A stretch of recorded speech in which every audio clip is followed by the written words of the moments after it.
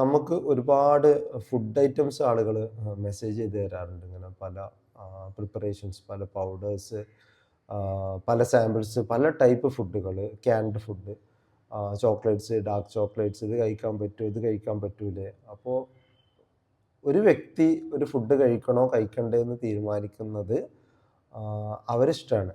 അതായത് ഇപ്പോൾ ഒരാൾക്കിപ്പോൾ ഒരു ഷുഗർ ഉണ്ട് എന്ന് വിചാരിച്ചിട്ട് അദ്ദേഹത്തിന് മധുരം കഴിക്കണോ മധുരം കഴിക്കണ്ടേ എന്നുള്ളത് അദ്ദേഹത്തിൻ്റെ സ്വന്തം താല്പര്യത്തിനനുസരിച്ചാണ് അവരാണ് തീരുമാനം എടുക്കുന്നത്. കാരണം നമ്മൾ ഇപ്പോൾ ഡോക്ടേഴ്സ് ഒരുപാട് സ്ട്രെസ് ചെയ്തിട്ട് ഒരു ഒരു സെറ്റ് ഓഫ് സാധനങ്ങൾ തീരെ തൊട്ടു പോകരുത് എന്ന് പറഞ്ഞു കഴിഞ്ഞാൽ അത് ബുദ്ധിമുട്ടാവും.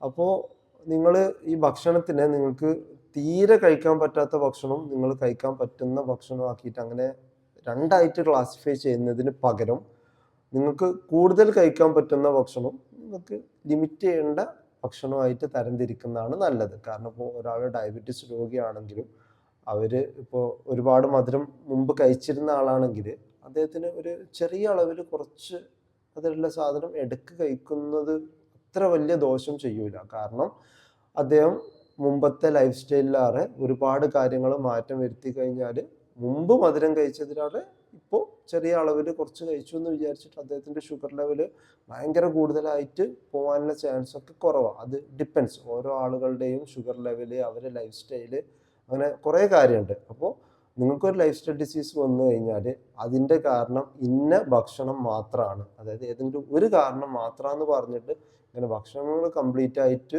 ഒഴിവാക്കുന്ന പ്രവണത നിങ്ങൾ അവോയ്ഡ് ചെയ്യണം.